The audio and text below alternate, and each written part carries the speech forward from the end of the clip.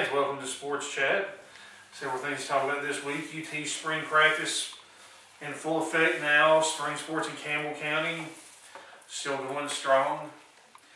Yeah, track. Just had a meet day before yesterday. Some good results for the, Well, actually, one of the few events that did not get rained out this week. A lot of thunderstorms were happening, but they kept going. Kristen Chapman won the 100-meter hurdles. The high jump. The triple jump. Shayla Goins won the shot put.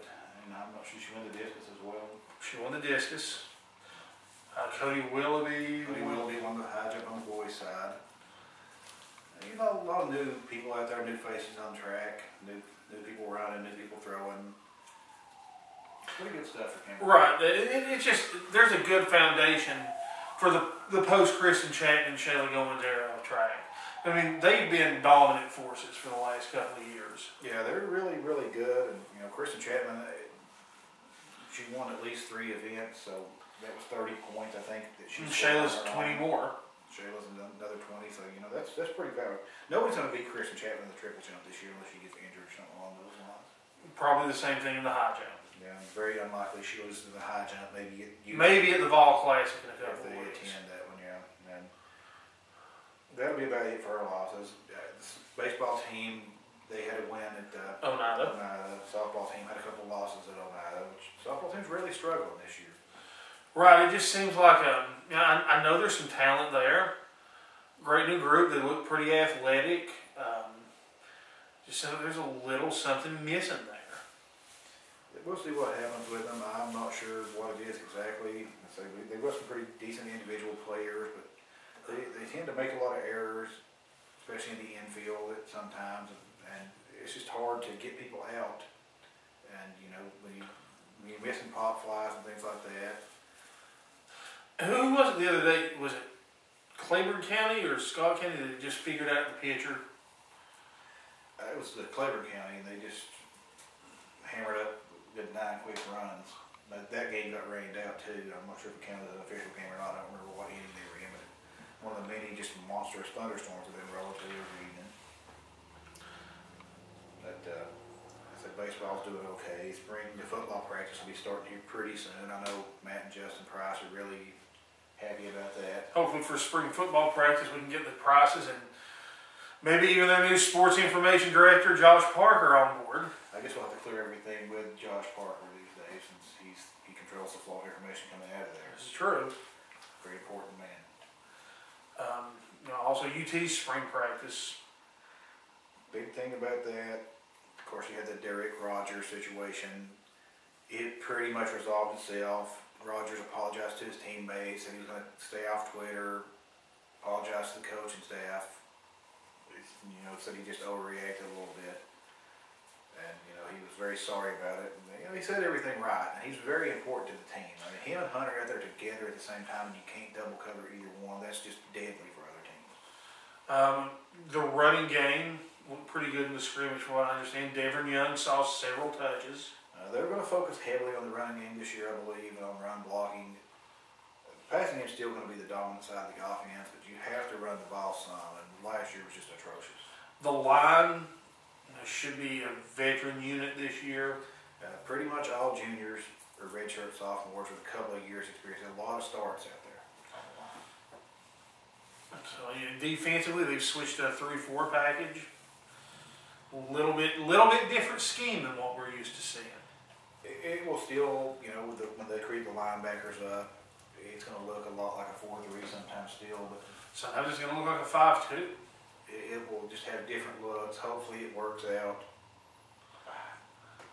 Really, at this point, you know, Dewey's he's pretty much in desperate straits. He really probably has to win at least 8 games this year, I would think. Has to. Reasonably favorable schedule, as favorable as it ever gets in the SEC. Other big news out of the SEC is Bob McTrina. Right. There's several Arkansas fans on the various social medias and message board calling for the guy's head.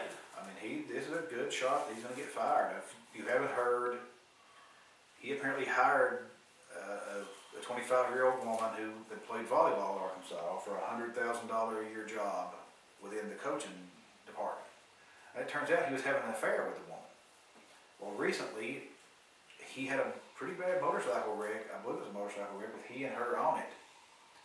And, you know, it turns out he was having an extramarital affair with her, and that's a big blow up in Arkansas. He has a morals clause in his contract that Arkansas would be allowed to void. Terminate, exactly. I don't believe it will happen because he's a very good coach.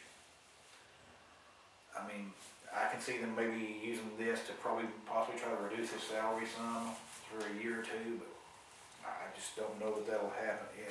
When you get a coach that can, he immediately gets into 10 wins and top 10. He had him ranked number 3 in the country at one point this year. That's not the kind of coach you're going to fire probably. Especially in Arkansas. But, I mean, you know, this is not, you know, the most tradition-rich football school as far as wins and such goes. I mean, they've had some good teams, but they were a solid team in the Southwest Conference, probably number 2 to Texas, but in the SEC they've been generally middle of the pack or a little bit on the lower side, but they may actually go through with it and fire him. I know a lot of people are upset about it. Like I said, I believe it may be more he works at a reduced salary and stays on. And this is an internal thing with Arkansas. This isn't something the NCAA is going to come down. Simply just as part of his morals clause in his contract. Another big thing coming out of UT is the restructuring of the women's basketball coaching staff. Yeah. Nikki DeMoss is gone. She went to the WNBA. I suspect Mickey was probably informed that she was not going to get the head coaching job once Pat Summitt retires, whenever that happens, whether it's this year, whether it's next year.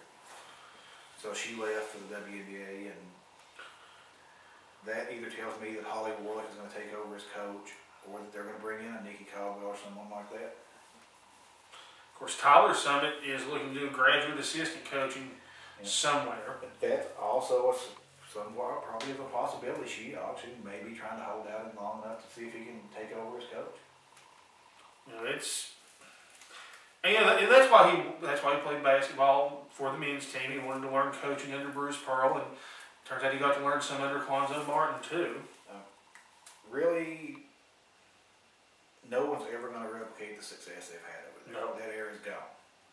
They're not the premier program. That era's been gone for some time anymore. UConn is probably the premier team still. They still made the Final Four again this year, even though Baylor actually won the title. Granted, Baylor has a man that plays on their women's team. And if she comes back, I'm not sure that she's a junior or senior. If she comes back, she'll win it. I'm almost positive she's a junior. But in fact, I'm pretty sure my grandmother made the statement to me. I think that man's going to come back to Baylor next year. If she does, they'll be the favorites to win it again, but UConn will also be right there. I saw where UConn signed the #1 high school prospect in the country again, which they do on a pretty regular basis now. On the men's side, of course, the hated Wildcats of Kentucky. Now, this is about as bad a year as it can possibly get in sports. I can't imagine any way it can get any worse. Tennessee was terrible in football and lost to Kentucky in football. Tennessee's basketball fails to make the NCAA tournament, and Alabama and Kentucky win national championship in the two important sports. That's a killer. The one upside about this title is it will be vacated in probably 4 years or less. Yeah, I'm hoping Calipari moves on to the NBA, and then the fallout will hit for Kentucky. Which a lot of them said they don't care. They'd rather. Kentucky's cheated so much over the years. They've had a cheating scandal every decade, pretty much. They would just rather win now and worry about the cheating later. Of course, elsewhere in the SEC, sports realm, baseball. Balls are doing okay under Dave Serrano. He's in his first year. He's got them playing pretty good ball. Yeah, they've improved. They actually managed to hand Kentucky the first loss Kentucky had of the season. Kentucky started out somewhere around 22-0. So, you know, we got something going for us. Kentucky just swept South Carolina the week before that. South Carolina ranked 2 in the country, defending national champion. I thought just an amazing stat. The SEC has won the last 6 football championships. The national title in basketball this year. The last 3 baseball championships. It seems like between men and women's sports both, in the last decade, they've won 77 national titles. It's over 70 national titles in the last 10 years. And it's, you know, pretty much 2/3 of all national titles come out of this conference. Indoor track, they're defending national champion as the indoor and outdoor track. Baseball, basketball, and football. So, that's pretty great stuff. And usually Florida is also a national championship contender in swimming, and Alabama in gymnastics. I think Alabama may be the defending gymnastics champion. Kentucky and cheerleading. It's just an amazing amount, and that's just the level of competition. That's what gets me the most about Tennessee refusing to spend money on coaches, except for women's coaches for whatever reason. They spend it on the lady basketball program. She's often the highest paid coach on campus, including football. In other sports news, former UT and Dallas Cowboys special teams coach Joe Avezzano passed away over the weekend. He was a big part of those '90s Dallas world titles. Yeah, that was pretty shocking to hear. He made it through 3 different coaching staffs there. That said a lot in the NFL. That just shows you how good he was at his job. And obviously, he was very loyal to the Cowboys. Of course, another big thing, Sean Payton's going to appeal, obviously, his suspension. Now, that talk of Bill Parcells coming into coach, I'm not sure if that's going to happen or not. There's a rule out there. There's the Buddy Ryan rule. There's some rule where they'll have to interview. They can't just bring in Bill Parcells. Yeah, well, you know, in this situation, I think they can bring in Bill Parcells because they're not fired Sean Payton. Sean Payton's still technically the head coach. He's just suspended. And they're just bringing in Parcells to run the operation for a year. It's not actually replacing a head coach. Of course, there's still a lot of free agency going on. The draft right around the corner. And the draft is the big thing here in a couple of weeks. So now you're having to talk, will the Colts take RG3 instead of Luck? I don't think so. They're taking Luck all the way. That's just bargaining. I mean, they've literally, he's worked out for them. I think it's really stupid for them to do this. I think they should have probably negotiated with Luck already and tried to have him sign when they drafted. With some of the bad luck they've had over the years in securing quarterbacks. And, you know, I'm pretty sure that was the Colts who were going to draft John Elway, and he refused to go there. And then, of course, you had San Diego was going to draft Eli Manning. He refused to go there. So, you know, I guess they have a good feeling. They know Luck's probably going to come. But And Luck's got an impressive stat line. oh, he's a very impressive looking quarterback, and he'll be a good quarterback, I think. I don't think he'll ever be Peyton Manning. The thing is, I mean, who's he going to be who else is he going to be throwing to this year? They have Reggie Wayne. Reggie Wayne's still there. That's about it. But honestly, they didn't have, in my opinion, really good receivers anyway. They had receivers that Peyton Manning made look great. It's the same thing that happens in well, like I said last week, Pierre Garcon should thank Peyton Manning on a weekly basis for that $57 million contract with the Skins. It wasn't a coincidence. It wasn't because they just happened to sign, you know, diamonds in the rough that ended up being great receivers. They just signed. They became great because they were playing with him. And it's the same thing happens in New England with people like Wes Welker, who just are suddenly great. New England's a great system for throwing the ball. I don't like Tom Brady. He's a very good quarterback. Right. I mean, he's proven that he is one of the top in the game. And for you Tebow maniacs, there's apparently rumors that he's going to be moving to defense.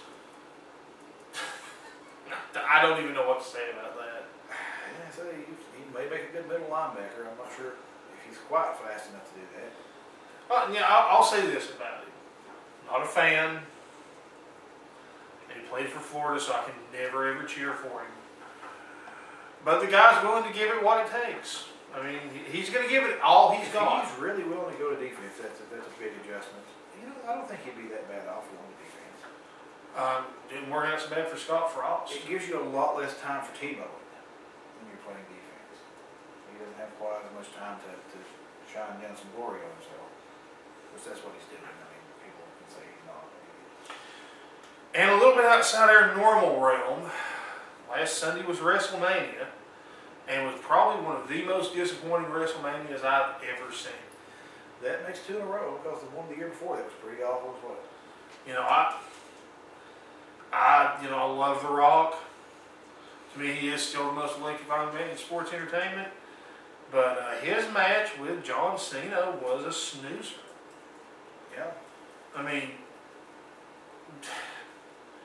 Undertaker Triple H was a good brawl, but it was a lackluster card.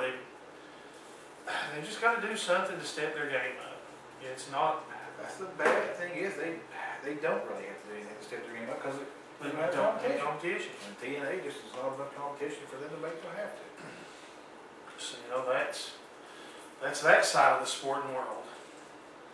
Of course, opening day in baseball's happened. Yeah, that 186 games from now, we'll know who the world champion is. And one pass is a little bit unremarked for me. I know that Albert Pujols and his big $250 million debut went hitless. He said April his worst month of the year, which for him it is. But even though I still saw it was like the third or fourth best April. Like he's like only behind Babe Ruth and maybe like Lou Gehrig or somebody like that for all-time April batting average and everything. He's that great of a player. It's just baffles me that they make that much money. yeah, and it's guaranteed money. Yeah. I mean, he could step out and break both ankles tomorrow and collect his full contract. Baseball's got the best union, and I recommend anybody, if you're good enough to play any sport at a high level, play baseball. They're massive minor league systems. Lots of people make money playing baseball. Well, fans, that's going to about wrap it up for this week. Pretty soon we're going to be celebrating the 50th episode of Sports Chat. We'll see you next week. Thanks to Carly for being here helping us today. It's your birthday.